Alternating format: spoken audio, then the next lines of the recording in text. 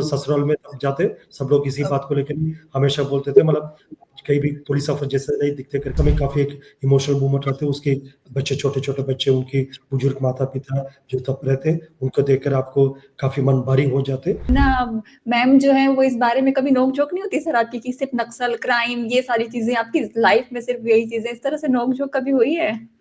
बहुत पर्सनल चीज़ें मैंने आपसे पूछ ली। केंद्रीय गृह मंत्री अमित शाह ने साल 2026 तक नक्सलियों के खात्मे का ऐलान किया है। छत्तीसगढ़ में सबसे बड़ी समस्या है नक्सलवाद की है और यहाँ का अगर सबसे ज़्यादा प्रभावित कोई इलाका है तो वो है बस्तर। यहाँ नक्सलियों के खिलाफ ताबड़तोड़ अभियान चल रहा है और इस पूरे अभियान का मोर्चा संभाले हुए हैं बस्तर के आईजी सुंदर राज पी। आज हम उन्हीं से खास बातचीत करेंगे। नमस्कार, मैं हूं अंबु शर्मा और आप देख रहे हैं एनडीटीवी। सर, स्वागत है आपका एनडीटीवी में। जी, नमस्कार।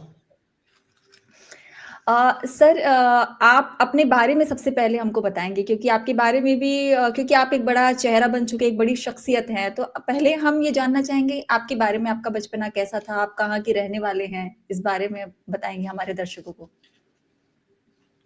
जी, मैं सुंदरराज पट्टिलिंगम, मूलतः कोयम्बतूर जिला, तमिलनाडु राज्य का रहने वाला है। मेरा प्राथमिक शिक्षा अपने गांव में हुआ। उसके पश्चात मैं BSc agriculture science Tamil Nadu agriculture university से करने के पश्चात वर्ष 2003 में आईपीएस सेवा सेलेक्ट होने के बाद छत्तीसगढ़ कैडर आवंटन हुआ। तब से लगभग विगत 22 वर्षों से छत्तीसगढ़ में, खासतौर पर बस्तर इलाके में अपना सेवा दे रहा हूँ। सर, आप कैसे सिलेक्शन हुआ आपका? चूंकि आप जिस इलाके से हैं या जहां से हैं, जिस गांव से हैं, वहां पे सरकारी नौकरी का बहुत ज्यादा ऐसा माहौल नहीं था, तो आपने किस तरह से तैयारी की? कौन रहा आपकी प्रेरणा? किसके पीछे इसका हाथ है? कैसे आपके मन में विचार आया? इस बारे में आप बताएंगे थोड़ा। जी, मूलतः हमारा एक कृषक परिवार है। हमारा परिवार में अभी भी अधिकतम सदस्य खेती किसानी करते आ रहे हैं। मेरा पिताजी भी एक किसान रहा और आसपास और जितना भी जो हमारा परिजन और रिश्तेदार है, अभी भी सब कृषि काम से इन्वॉल्व है। और जैसा हमारे यहाँ प्राथमिक शिक्षा जो गांव के स्कूल से हुआ, उसके पश्चात क्लास 6 से लेकर 12th तक जो कोयम्बतूर शहर में एक स्कूल में मेरा एजुकेशन हुआ। उसके पश्चात बीएससी एग्रीकल्चर साइंस में तमिलनाडु एग्रीकल्चर यूनिवर्सिटी में हमने एडमिशन लिया। तब तक हमको जो शासकीय सेवा के बारे में बहुत ज़्यादा कोई आइडिया नहीं थे। हम ये सोच कर रखे थे यदि आईएएस होगा, आईपीएस होगा, यानी जितना भी जो शासकीय सर्विसेज होगा, उसके लिए सिर्फ उन परिवार से जो बच्चे हैं, जो ऑलरेडी जिसके परिवार से कोई अधिकारी है या कोई बैंक एम्प्लॉयज होगा, उस टाइप के लोग ही सरकारी नौकरी में आ सकता करके एक धारणा थे। इसलिए हम लोग उसके बारे में बहुत ज़्यादा सोचा भी नहीं है, कोई एक्सपोजर भी नहीं थे। लेकिन तब हमने कॉलेज में पढ़ रहे थे, उस समय हमारा कॉलेज का अनेक सीनियर्स है जो यूपीएससी एग्जाम में अपीयर हुआ, उनमें से कुछ लोग का सिलेक्शन भी हुआ। वो लोग हमको प्रेरित करते थे, जैसे उनका देखकर हमको लगता है, क्योंकि वो भी हम जैसे एक सामान्य कृषक परिवार से है, वो लोग एग्जाम देकर आईएएस बना, आईपीएस बना और अन्य जितना भी जो सेंट्रल सर्विसेज में उनका सिलेक्शन हुआ। उसके बाद हमारे मन में भी एक ताकत आए थे, हम भी यदि मेहनत करेंगे तो इसमें आ सकता है करके। फिर वो लोग, हमारे सीनियर्स ने हमको गाइडेंस दिया। वो लोग क्लासेस लेते थे, जैसा सुबह अपना रेगुलर क्लासेस जाने के पहले जूनियर्स को इकट्ठा करके उनका यूपीएससी एग्जाम का तैयारी कैसे करना है, हर सब्जेक्ट में किस प्रकार को हमको प्रिपरेशन करना, उसके बारे में प्रतिदिन 2 से लेकर 4 घंटे तक वो लोग हमको क्लासेस कोचिंग करते थे। एक गुरुकुल सिस्टम टाइप का है, जिसमें सिर्फ एक प्यार और जैसा एक रेस्पेक्ट के कारण से वो लोग जूनियर्स को पढ़ाते थे और आगे जिसका सिलेक्शन हो जाता है फिर अपना जूनियर्स को वो लोग पढ़ाते। इस टाइप का एक ट्रांसफर ऑफ नॉलेज, एक गुरुकुल सिस्टम टाइप का चलते रहते हैं। अभी भी ये परंपरा है तमिलनाडु एग्रीकल्चर यूनिवर्सिटी और दिल्ली में इंडियन एग्रीकल्चर रिसर्च इंस्टीट्यूट जो पूसा कैंपस में अभी भी एक परंपरा चल रहा है। ये जैसा परिवार के जो एकदम कृषक परिवार होने के कारण बात भी जैसा इतना एक कोई संपन्न परिवार नहीं थे, एक सामान्य परिवार थे। फिर पिताजी, माताजी और सभी परिजन का सपोर्ट रहा और मेरे कॉलेज सीनियर्स का और फ्रेंड्स का मार्गदर्शन और सहयोग रहा। उसके कारण से हम यूपीएससी एग्जाम अपीयर होकर आज आप सब लोग के बीच में एक आईपीएस ऑफिसर के रूप में बस्तर इलाके में अपना सेवा दे रहा हूँ। सर, आईपीएस ही क्यों? आप दोबारा आपने ट्राई नहीं किया कि मैं आईएएस की तैयारी करूं, यूपीएससी की तैयारी करूं और मैं आईएएस ऑफिसर बनूं? एक पुलिस ऑफिसर बनने का सपना है क्यों? मतलब क्या वर्ष ऐसा? 2003 में जी, वर्ष जी 2003 में जैसे मेरा फर्स्ट अटेम्प्ट में आईपीएस सिलेक्शन हुआ, उसके बाद छत्तीसगढ़ कैडर भी अलॉट हुआ और जैसा मेरे का भी खुद का इच्छा थे, तब एक बार वर्दी पहनकर देश का और समाज का सेवा करने के लिए एक अवसर है, निश्चित रूप से इस अवसर को अच्छे तरीके से निभाना चाहिए करके, साथ-साथ फैमिली में भी सभी काफ़ी प्रसन्न हुआ। तब फर्स्ट अटेम्प्ट में आईपीएस सिलेक्शन हुआ। उन्होंने भी सब जैसे घर से दूर ज़रूर थे, मुझे छत्तीसगढ़ आना पड़ा अपना सेवा देने के लिए, लेकिन परिवार सबने साथ दिया, सबने मोटिवेट किया। निश्चित रूप से आप जाकर अपना सेवा दे सकते हैं, एक अवसर आपको मिला है समाज को सेवा के लिए, जन सेवा के लिए, इस अवसर को आप अच्छे तरीके से निभाना चाहिए करके फैमिली, फ्रेंड्स सबने मोटिवेट किया और मैं इधर आ गया आप सब लोग के बीच में। सर आप चूँकि तमिलनाडु से हैं और आपको छत्तीसगढ़ कैडर मिला, तमिलनाडु क्योंकि साउथ में हम जनरली ये देखते हैं कि भाषा की थोड़ी-सी दिक्कत होती है। तो आपको हिंदी और जिस जगह पे आप हैं, गोंडी और हल्बी, इस तरह की चुनौतियों का आपको यहाँ आए तो सामना नहीं करना पड़ा था? या फिर आपको पहले से हिंदी आती थी? जैसा हमारा प्राथमिक एजुकेशंस में हिंदी एक सब्जेक्ट नहीं रहते थे, अभी वर्तमान में जैसा ऑप्शंस रहते थे, लेकिन उस समय तब हम लोग स्कूल में पढ़ रहे थे, उस समय हिंदी का जो ऑप्शन नहीं रहते थे, इसलिए हम लोग को हिंदी सीखने के लिए कोई अवसर नहीं मिल पाए थे। लेकिन तब police academy, national police academy join करने के बाद उधर लैंग्वेज क्लासेस अटेंड करना पड़ते हैं। जैसे उदाहरण के लिए यदि कोई महाराष्ट्र से कोई कैंडिडेट वेस्ट बंगाल जा रहा है, उनका बंगाली सीखने पड़ते थे। जैसे मुझे तमिलनाडु से छत्तीसगढ़ आ रहा है, जो ऑफिशियल एक एडमिनिस्ट्रेटिव लैंग्वेज इधर हिंदी हुआ करते, इसलिए इधर हिंदी क्लासेस अटेंड करते थे। और जैसे ट्यूटर्स हमारा अकेडमी में ट्यूटर्स हमको डेली क्लासेस लेकर हिंदी सिखाते थे, उसी कारण से हम हिंदी का जो खासतौर पर एडमिनिस्ट्रेटिव हिंदी वो सीखने के लिए मौका मिल गया। फिर अभी हिंदी पढ़ने और लिखने और जैसे बोलने में ज़्यादा कोई समस्या नहीं रहा। कभी-कभी कुछ ग्रामर्स का प्रॉब्लम होते थे, जैसे हमारे यहाँ ग्रामर का जैसा कोई नॉन लिविंग थिंग्स है, उसके एक जैसा बोलते हैं। जैसे इधर हिंदी में बस को फेमिनिन बोलते, लॉरी को मैस्कुलिन बोलते, बस आती है, लॉरी आते, इस टाइप का जो ग्रामर में कभी-कभी हमको थोड़ा दिक्कत आते, लेकिन अदरवाइज़ अभी हिंदी बोलने में, पढ़ने में और जैसा समझने में सीखने बहुत में ज़्यादा कोई समस्या भी नहीं रहा। जी। बिल्कुल, बिल्कुल सर, ये बात तो है, ये चीज़ें आप में देखने को मिल रही हैं। और सर अपने परिवार के बारे में आप बताएँगे कुछ? आपके परिवार में कौन-कौन है अभी? जैसा मेरा खुद की परिवार एकदम एक छोटा परिवार है, जैसा मैं इकलौता हूँ, जैसा मेरा कोई भाई-बहन कोई नहीं है।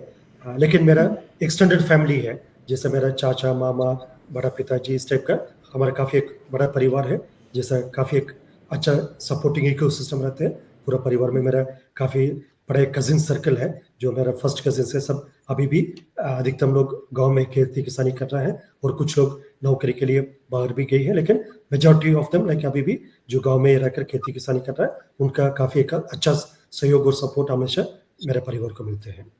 सर छत्तीसगढ़ में इतने टाइम से हैं और जिस तरह से आपके बारे में ये है कि आप मतलब अभी 6 सालों से लगभग बस्तर में हैं। बस्तर तो ऐसी जगह है जो बिल्कुल नक्सलवाद है, नक्सली है यहाँ पर और तो ऐसे में परिवार को किसी तरह की दिक्कत नहीं होती है? परिवार वाले इस डर या माहौल खौफ में नहीं रहते हैं कि आप यहाँ पोस्टेड हो, वो भी इतने लंबे टाइम से?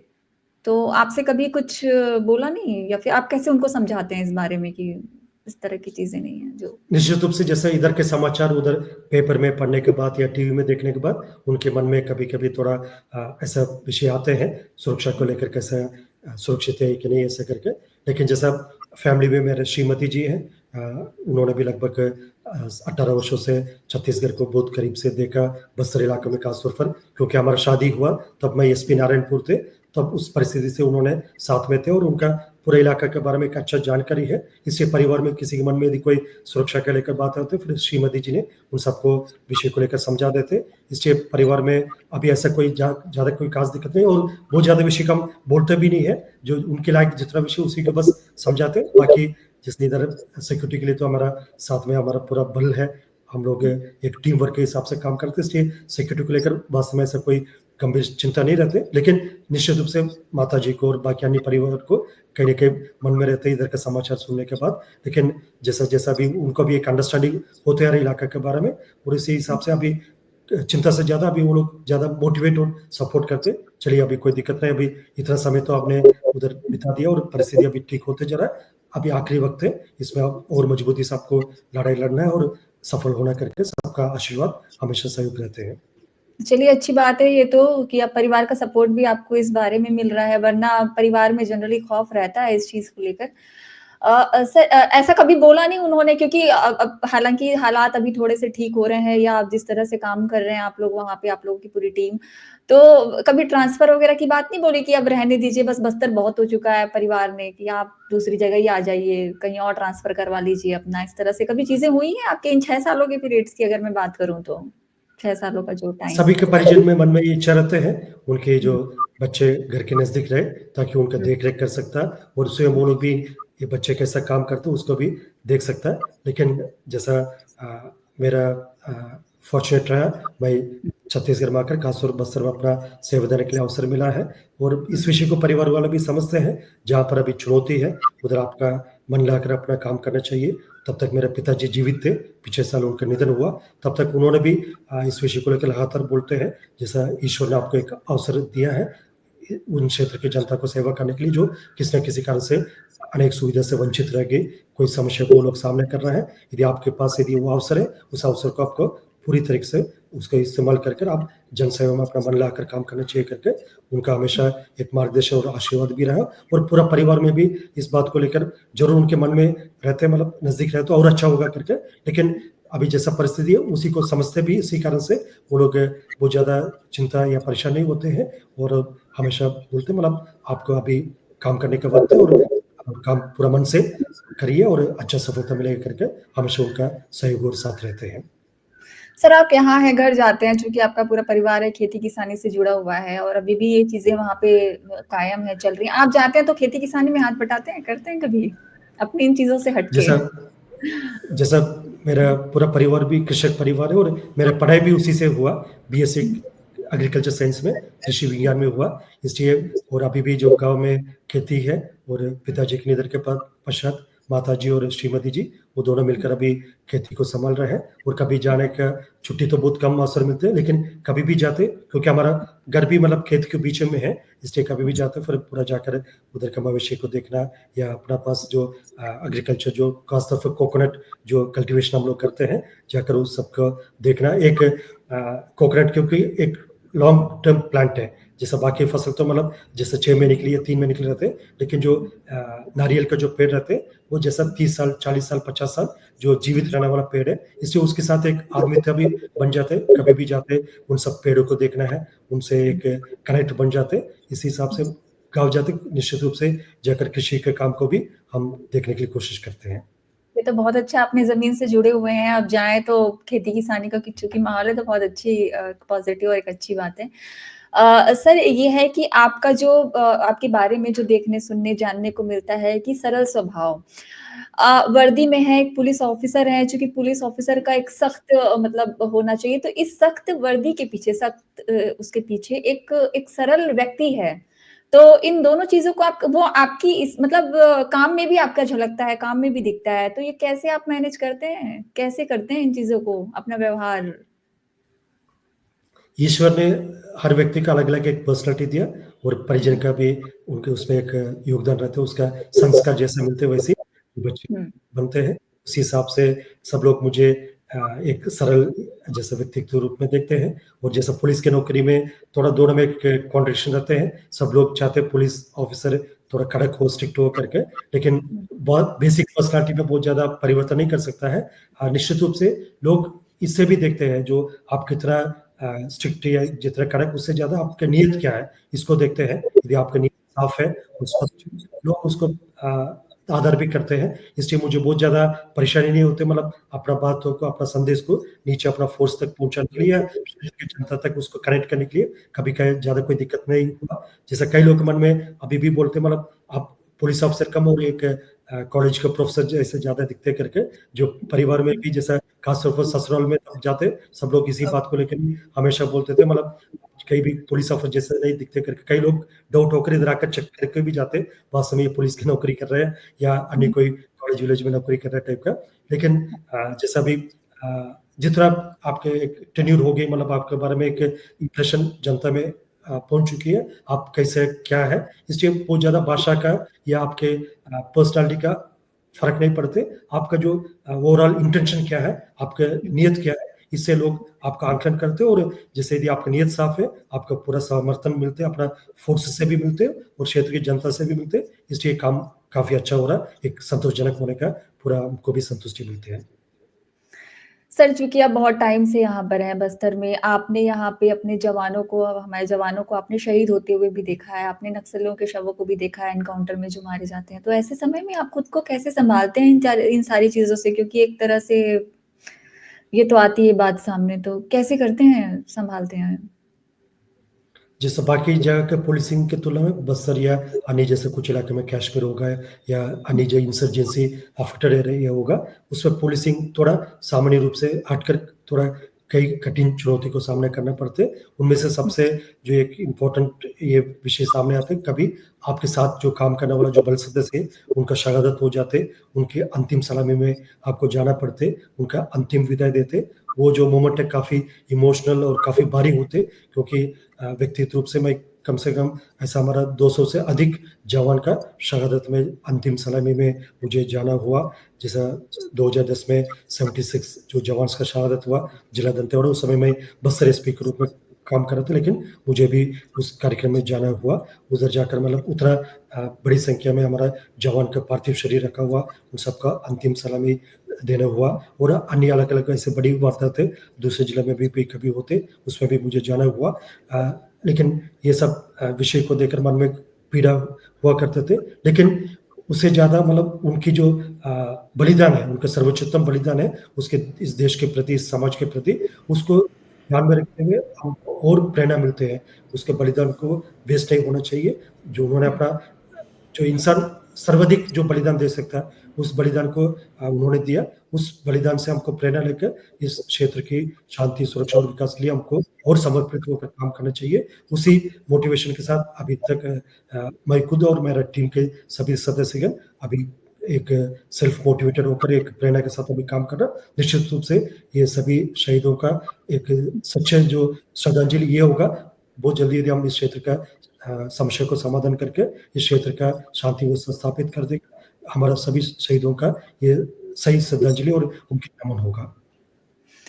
सर, चूँकि नक्सल ऑपरेशन में आप जाते हैं, तो माओवादियों से निपटने के दौरान ऐसी कौन-सी बात है जो आपको आपके दिल को छू गई मतलब इस ऑपरेशन में? और ऐसी कौन-सी चीज़ है जिसने आपके मन को ही झकझोर दिया हो? ऐसा कोई-सा एक छोटा-सा किस्सा आप बताएँगे? जी, जैसे अब जो नक्सल ऑपरेशंस में अलग-अलग फ्रंट्स होते हैं, एक तो ऑपरेशनल फ्रंट हो गई, दूसरा डेवलपमेंटल फ्रंट हो गई और तीसरा जो कम्युनिटी जो आउटरीच प्रोग्राम्स होते हैं, जो क्षेत्र की जनता से आपका संबंध को और मजबूत करना और मधुर करना है, ये तीनों फ्रंट पे लगातार हम काम करते आते हैं। जैसे उसमें हर फ्रंट में कहीं न कहीं एक चुनौती को देखने मिलते हैं या उससे जुड़ा हुआ एक इमोशनल मोमेंट्स कई बार सामने आते हैं, क्योंकि आपके निर्णय से, आपके आदेश से जो आपके बल सदस्य काम करते हैं, कई बार आपके जो बोलने अनुसार उनका अभियान में जाने का एक प्लान बनते हैं और उस अभियान में जैसे यदि कोई आपके बल सदस्य का शहादत होते, वो इमोशनल मोमेंट रहते हैं, क्योंकि ये निर्णय आपका है। जैसा कोई इन्फॉर्मेशन आया है, उसका आपने समीक्षा किया और ये ऑपरेशन करने के निर्णय लेकर जो जवानों को ब्रीफ करके भेजते हैं, उस दौरान यदि किसी का नक्सल आतंक घटना में कोई शहादत होते, तब उनके पार्थिव शरीर वापस मुख्यालय आते, उसका आपको सलामी देना पड़ता। उस समय काफ़ी एक इमोशनल मोमेंट रहते हैं, उसके बच्चे, छोटे-छोटे बच्चे, उनके बुजुर्ग माता-पिता जो तब रहते, उनको देखकर आपको काफ़ी मन भारी हो जाते। और जैसा एक उदाहरण मैं बताना चाहूँगा, जैसा जिला बीजापुर और सुकमा के बीच में बासवड़ा और जगरगुंडा क्षेत्र है, जहाँ पर पहले इतना कैंप्स नहीं हुआ करते थे, उसी कारण से उस इलाके का विकास कार्य भी कहीं न कहीं पीछे रह गया। उस क्षेत्र के जो बच्चे लोग का स्कूल आना-जाने के लिए कई किलोमीटर उनका पैदल आना-जाना पड़ते थे, क्योंकि नक्सली ने सैकड़ों स्कूल को भी ध्वस्त कर दिए थे उस समय। लेकिन बच्चे जिसके मन में इच्छा है पढ़ने के लिए, वो लोग अपने गाँव से 10 किलोमीटर, 15 किलोमीटर भी पैदल जाकर पढ़ने पड़ते हैं। उस समय मैं खुद अपने एक्सपीरियंस को महसूस करता, क्योंकि मैं तब प्राथमिक शिक्षा के बाद जो हायर स्टडीज़ के लिए जो 6 से 12 तक स्कूल जाना होता था, तो मुझे 18 किलोमीटर साइकिल में एक तरफ जाना होता है और 18 किलोमीटर वापस 36 किलोमीटर प्रतिदिन साइकिल में आना-जाना हुआ करते थे। मैं अपने आप को उन बच्चों के रूप में देखते थे, लेकिन वो बच्चे लोग का और कठिन परिस्थिति, क्योंकि उनके पास साइकिल चलाने के भी ठीक से ढंग से कोई रोड नहीं थे, रास्ता नहीं थे, वो पैदल आते थे और जैसा कई नदी-नाला में जो पानी के बीच में उतरते, फिर दोबारा ऊपर आते और उसी परिस्थिति में जो भीगे हुआ यूनिफ़ॉर्म में, कपड़े में जाकर क्लासरूम में बैठना पड़ता। आप इमेजिन कर सकते हैं जो बच्चियाँ खास तौर पर, जिनका पूरा कपड़ा भीग जाते हैं, 6 घंटे, 8 घंटे क्लासरूम में बैठना पड़ते, फिर वापस उसी परिस्थिति में घर भी जाना होते थे। फिर हमने देखकर मन बना लिया इस परिस्थिति को बदलना चाहिए करके फिर एक कैंप खोलने के लिए हमने निर्णय लिया थे, क्योंकि उस कैंप के माध्यम से इलाका का पुल पुलिया निर्माण करिए और सड़क का निर्माण करिए हम कंप्लीट करके इन बच्चों को स्कूल तक आराम से आने जाने का सुविधा उपलब्ध कराने के इरादे से हमने कैंप खोलने का निर्णय लिया। जैसे हमने कैंप खोला, हमारे एक जवान आसपास कर रहे थे आईडी ब्लास्ट में, उनकी पूरा शरीर उड़ गए थे, उनका बॉडी को से हम गार्ड भी नहीं कर पाए थे। जैसा उसके नाम से फिर हम उस कैंप को भी लगा दिया, सुनील पोस्ट करके अभी भी वो कैंप बासागुड़ा और जागरूकता के बीच में स्थापित है।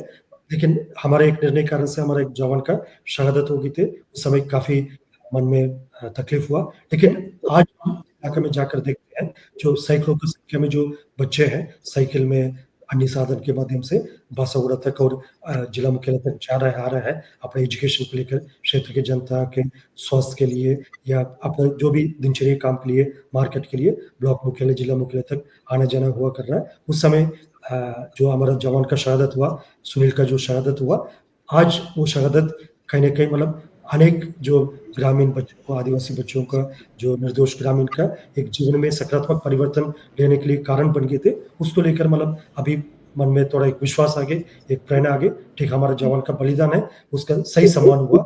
इस प्रकार के काफ़ी इमोशनल मोमेंट्स कहीं न कहीं हम लोगों का पूरा करियर में जुड़ा रहते हैं। लेकिन इमोशन से ज़्यादा हमको जो इसका अर्थ क्या है, मतलब हम जो अभियान संचालित कर रहा है, हमने एक लड़ाई लड़ रहा है, इसका अंत क्या और उससे क्या सकारात्मक परिवर्तन क्षेत्र में आ सकता है, उसी प्रेरणा के साथ हम आगे बढ़ते हैं।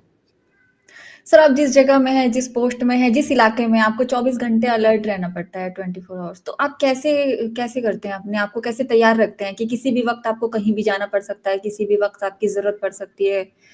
24 घंटे अलर्ट रहने के लिए कैसे करते हैं आप? क्या करते हैं? नक्सल प्रभावित इलाका में हमको काफ़ी सावधानी रखना पड़ता है, क्योंकि ऐसा अनेक घटनाक्रम हुआ, छत्तीसगढ़ राज्य में भी हुआ। जैसा हमारा राजनांदगांव में एसपी साहब रह चुके स्वर्गीय श्री विनोद चौबे जी, उनके साथ घटना हुई और इसके पूर्व में नारायणपुर में एडिशनल एसपी स्वर्गीय भास्कर दीवान साहब के साथ ऐसा घटनाक्रम हुआ उनके साथ, और काफ़ी बड़ी संख्या में हमारा सुरक्षा बल सदस्य का बलिदान हुआ। और भी ऐसा कई उदाहरण हैं दूसरे राज्यों में भी, जहाँ पर ऑफिसर्स या बल सदस्य मूवमेंट के दौरान नक्सल के आईडी ब्लास्ट की चपेट में आकर उनका नुकसान हो जाते, शहादत हो जाते। इन सब चीज़ को ध्यान में रखकर हमेशा हमने अपने फोर्सेस को भी ब्रीफ करते। 2 विषय का ध्यान रखना है, एक डिसिप्लिन, दूसरा अलर्टनेस। डिसिप्लिन में भी 2 प्रकार का आता है, एक व्यक्तिगत अनुशासन, दूसरा एक सामूहिक अनुशासन।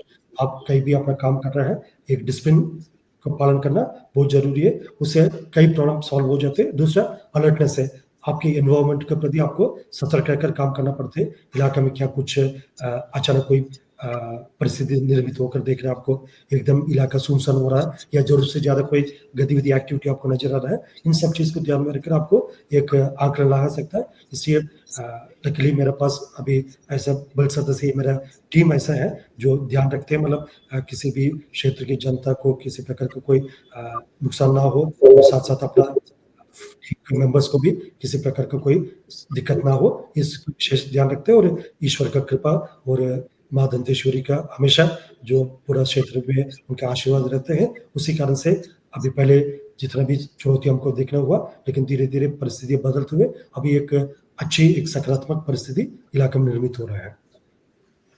सर, आप एक मूवी आई थी अभी बीच में, बस्तर द नक्सल स्टोरी, वो आपने देखी है क्या? अगर देखी है तो फिर क्या रियल और रील में क्या फ़र्क आपने महसूस किया?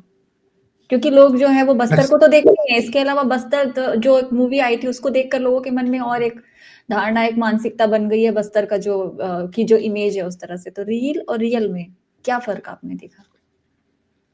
नक्सलवाद हो या टेररिस्ट एक्टिविटीज़ होगा या इंसर्जेंसी एक्टिविटीज़ होगा, इस प्रकार के विषय को लेकर अनेक मूवीज़ बनते हैं या शॉर्ट फिल्म्स बनते हैं या कोई नॉवल लिखा जाते हैं, आर्टिकल्स भी लिखा जाते हैं। ये सब उसका ऑथर्स का, उसका डायरेक्टर का अपने एक दृष्टिकोण होते हैं। उसके माध्यम से कई बार जो सही बात सामने आते हैं, कई बार जैसे एक फ़िल्म बनाने के लिए, नॉवल लिखने के लिए उसका चीज़ों को थोड़ा रोमांचक भी बनाना पड़ता है, उस हिसाब से लोग अपना प्रस्तुतिकरण करते हैं। लेकिन सही बात नक्सलवाद क्या है, वो नक्सलवाद के कारण से इलाका में क्या कुछ नुकसान हुआ, क्षेत्र के जनता को, खासतौर पर इधर का निर्दोष आदिवासियों का, हज़ारों का आदिवासियों का नक्सल घटना के कारण से उनका जान चले गए थे, उनकी भविष्य जैसा लगभग 2 पीढ़ी का भविष्य खराब हो गई है। हमारे सैकड़ों को जवान का शहादत हुआ, करोड़ों को सास की संपत्ति का नुकसान हुआ और व्यक्तिगत संपत्ति का भी जान-माल का नुकसान हुआ। इस टाइप का परिस्थिति को आज की डेट में देश और दुनिया जान लिया, समझ लिया। इसलिए नक्सल का जो असली चेहरा है, एक विकास विरोधी चेहरा है, एक आदिवासी विरोधी है, एक विकास विरोधी, जन विरोधी चेहरा है। इसको पूरा देश दुनिया जान लिया, देख लिया, समझ लिया। इसलिए अभी अलग-अलग प्रकार का जैसे मूवीज़ या नॉवेल से आने से साथ-साथ जो सही बात को जनता तक मीडिया काफ़ी जो रेगुलर जो मीडियाज़ है, जो प्रिंट मीडिया हो गई, इलेक्ट्रॉनिक मीडिया हो गई, पोर्टल्स हो गए, सोशल मीडियाज़ हो गए, उन्होंने भी काफ़ी हद तक सत्यता को जनता तक सामने रखने में सफल हुआ। इसलिए अभी पूरा एक क्लैरिटी है लोगों के मन में। ये जो आंदोलन है, जो नक्सलबारी आंदोलन जिसके नाम पर पहले बोला जाता है, लेकिन अभी ये किसी प्रकार का कोई आंदोलन या आइडियोलॉजी नहीं रह गई। ये सिर्फ एक हिंसात्मक जो गतिविधि को प्रमोट करने वाला संगठन के रूप में रह गई और इसका अंत बहुत जल्दी होने वाला है और इसका अंत निश्चित होने वाला है। इसलिए अभी किसी के मन में कोई इसी प्रकार का कोई कन्फ्यूजन नहीं हो सकता। कुछ एक आध परसेंटेज लोग होगा अभी भी इस सत्यता को स्वीकार करने के लिए तैयार नहीं है, लेकिन उसका लोग आने वाला बहुत जल्दी उसको भी समझ लेगा और निश्चित रूप से जो अंत होगा अच्छा ही होगा और जो सत्यता को सफलता का जीत होगा। बिल्कुल सर। और सर आप, क्योंकि आपका काम ऐसा है, इतना स्ट्रेस होता है, इतना वर्कलोड होता है, तो आप मानसिक तौर पे तो बहुत मतलब प्रेशर में रहते हैं। तो फिर अपने आप को मतलब दिमाग को शांत रखने के लिए ऐसा कौन सा काम करते हैं थोड़ी देर के लिए, या फिर कुछ ऐसा कि थोड़ी शांति मिले इस स्ट्रेस से? क्या करते हैं इसके लिए जैसे आप? अगेन ईश्वर का कृपा और माँ दंतेश्वरी का आशीर्वाद है। मेरे पास इतना एक अच्छा टीम है। अभी जैसे मेरा सभी जो टीम सदस्य है, जिसको हम टीम बस्तर के रूप में बोलते हैं, मेरे सभी युवा अधिकारी से लेकर एसपी से लेकर जितना भी हमारा बल सदस्य है, जो आखिरी जवान तक, एक अच्छा टीम मेरे पास है और जनता का भी सहयोग हमेशा मिलते रहते। बस्तर क्षेत्र के जनता खासतौर पर काफ़ी सहयोग और आशीर्वाद हमेशा देते रहते और फैमिली का भी एक अच्छा सपोर्टिंग जो सिस्टम रहते हैं, काफ़ी एक मजबूत हमारे पास एक सपोर्ट सिस्टम। इसी कारण से स्ट्रेस लेने का कोई आवश्यकता नहीं रहा। मतलब कभी कोई स्ट्रेसफुल मोमेंट हमने महसूस नहीं किया। जरूर इमोशनल मोमेंट्स आते रहते, जैसा कई हमारा जवान का शहादत होते हैं या कोई निर्दोष ग्रामीण का जो नक्सल घटना में उनका मृत्यु हो जाते, या ऐसा कोई विषय को लेकर मतलब कभी कभी मन भारी हो जाते, लेकिन कभी स्ट्रेस लेने का समय नहीं आया है।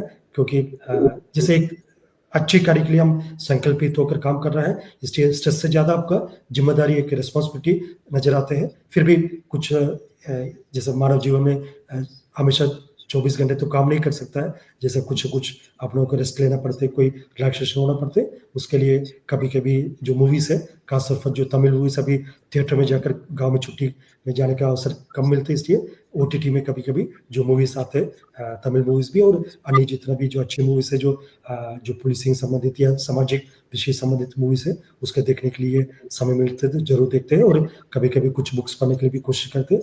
और जो मेरे श्रीमती जी और बेटियाँ हैं, उन्होंने पेंटिंग में काफ़ी उनका रुचि रहता है, लोग अच्छा पेंट करते हैं। जैसा कभी-कभी मैं भी उसको सीखने के लिए कोशिश करता हूँ, अभी तक पूरा सीख नहीं पाए थे, कई वर्षों से सीख रहे हैं उनसे, लेकिन वो लोग भी इसको सीखने का मज़ाक उड़ाते हैं। मतलब आप तो इतना एक पुअर स्टूडेंट है, आपने इतना साल से सीख नहीं पाया करके, लेकिन मेरा कोशिश जारी है। ज़रूर आने वाला समय में पेंटिंग भी सीख लूँगा और पेंटर बनाने की कोशिश करूँगा। ये बहुत सही है सर कि आप परिवार के समय परिवार के साथ कुछ इस तरह का माहौल भी देते हैं, वरना मैम जो है वो इस बारे में कभी नोक-झोंक नहीं होती सर आपकी कि सिर्फ नक्सल, क्राइम, ये सारी चीज़ें आपकी लाइफ में सिर्फ यही चीज़ें, इस तरह से नोक-झोंक कभी हुई है? बहुत पर्सनल चीज़ें मैंने आपसे पूछ ली। जी। जी। ज़रूर परिवार में हमेशा जो जैसा सब लोग के मन में इच्छा रहते हैं, जैसा उनके परिजन साथ में बैठे रहे, साथ में कोई अच्छा क्वालिटी टाइम बिताए करके, लेकिन जैसा जिस सेवा में हम लोग हैं, उस पे एक अंडरस्टैंडिंग भी हो जाते हैं, ठीक है? आपका एक पर्सनल लाइफ से ज़्यादा आपका एक प्रोफ़ेशनल लाइफ और एक पब्लिक लाइफ है, उसमें आपको ज़्यादा समय देना पड़ते हैं, ज़्यादा, क्योंकि अनप्रेडिक्टेबल रहते हैं। मतलब जो बाकी नौकरी और पुलिस की नौकरी में आपका एक समय का एक ये नहीं रहते हैं, एक अनप्रेडिक्टेबल कभी अचानक कोई घटनाक्रम होते जिसमें आपको जाना पड़ते, या कभी-कभी ऐसा लगातार 3-4 दिन आपको एक फुर्सत मिल जाती है, लेकिन लगातार 10-15 दिन आपको कहीं न कहीं भाग-दौड़ करना पड़ते। इस टाइप के एक सिचुएशन आते हैं जो आप प्रेडिक्ट नहीं कर पाए, पहले से आप प्लान नहीं कर पाते। कभी आपको जैसे परिवार के साथ कहीं बाहर जाने के लिए कुछ योजना बनते, लेकिन अनेक बार वो कैंसल करना पड़ते। लेकिन ये परिवार जैसा अभी इस बात को समझ लिया और वो लोग इसमें ज़्यादा कोई शिकायत नहीं रह गई। उन लोग का जैसे पहले भी मैं बताया था काफ़ी एक सपोर्ट सिस्टम जो मेरा फैमिली से भी और फ्रेंड सर्कल से भी, ऐसा कई फ्रेंड्स पिछले कम से कम 15-20 साल से हम आमने-सामने नहीं देख पाया, लेकिन सिर्फ़ वो समाचार के माध्यम से इधर का जो गतिविधि के बारे में, मेरे काम के बारे में सुनते, पढ़ते हैं और मैसेज करते हैं और बात करते हैं। लेकिन कई वर्षों से हम आपस में मिलने का भी समय नहीं हो पा रहा है, लेकिन वो लोग भी समझ लेते हैं मतलब ठीक अभी आप इस प्रकार का परिस्थिति में आने वाला समय में ठीक होगा, उसके बाद हम मिलेंगे, बैठेंगे, बात करेंगे करके एक अंडरस्टैंडिंग मतलब इस मामले में मैं काफ़ी लकी रहा, जो फैमिली में भी काफ़ी एक सपोर्ट सिस्टम रहा, फ्रेंड सर्कल में भी और समाज में भी हमेशा एक अच्छा सपोर्ट सिस्टम मेरे लिए रहा। इस मामले को लेकर मैं ईश्वर के लिए बार-बार धन्यवाद भी, आभार भी व्यक्त करते रहते। बिल्कुल सर, आप जब वहाँ जाते होंगे तो बिल्कुल एक ऐसा माहौल मिलता होगा ना वहाँ कि चलो बस्तर में जो जिस तरीके से नक्सलियों का एनकाउंटर हो रहा है, बस्तर अब जो है वो नक्सलियों से मुक्त होने की उस पे आ गया है, लास्ट स्टेज पे लगभग चल रहा है। तो उसके जो रियल हीरो हैं हम उनसे मिल रहे हैं, कुछ इस तरह की कुछ इस तरह का माहौल बनता है जब आप जाते हैं तो? या उनसे बातचीत होती सर्वप्रथम है एक जी, घरवालों से? सर्वप्रथम एक टीम वर्क है। जैसे हुँ, इसका श्रेय मतलब जैसा सभी टीम सदस्य को और शासन जो मार्गदर्शन लगातार हमको दे रहा है और जनता जो सहयोग कर रहा है और सभी स्टेक होल्डर्स को जाते हैं, जैसा अभी जो अच्छा काम हो रहा है उसका श्रेय निश्चित रूप से सबके लिए जाते हैं।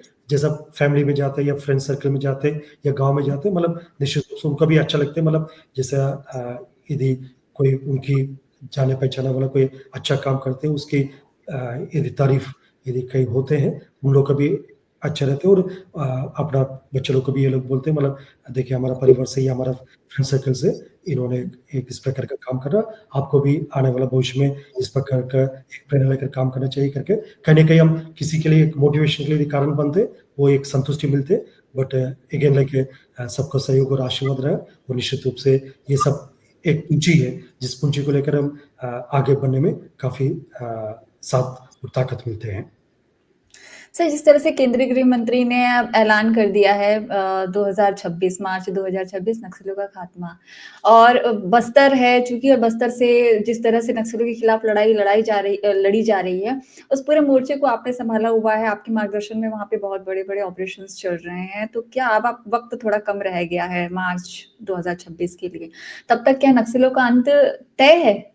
भारत सरकार और छत्तीसगढ़ शासन का स्पष्ट एक मंशा है, नक्सल समस्या को बस्तर क्षेत्र अंतर्गत और पूरा संपूर्ण जो भारत में नक्सल समस्या को समाप्त करने का और क्षेत्र की जनता का भी यही इच्छा है, क्योंकि नक्सल गतिविधि के कारण से किसी को कोई भलाई नहीं हुआ। उल्टा अनेक निर्दोष ग्रामीणों का जान चली गई, कई जवानों का शहादत हुआ और क्षेत्र में एक नकारात्मक परिस्थिति निर्मित हुआ जो नक्सल घटनाक्रमों के कारण से। इसलिए क्षेत्र की जनता का भी एक इच्छा है, बहुत जल्दी इस इलाके में नक्सल गतिविधि को समाप्त होना चाहिए करके। शासन की मंशा और क्षेत्र की जनता की इच्छा को देखते हुए हमारा बल सदस्य का भी एक मजबूत संकल्प है। संकल्प ये है कि आने वाला बहुत जल्दी इलाका से नक्सल गतिविधि को समाप्त करना, इलाका में विकास कार्य को गति देना और एक नया पहचान दिलाना बस्तर को, क्योंकि बस्तर के बारे में बाहर की दुनिया अभी भी ऐसा सोचते हैं मतलब इधर सिर्फ आईडी ब्लास्ट होते या कोई मुठभेड़ होते, इधर सिर्फ एक नेगेटिव या एक डिस्ट्रक्टिव एक्टिविटी होते करके, लेकिन वास्तव में ऐसा नहीं। बस्तर में देखने समझने के लिए काफ़ी चीज़ है।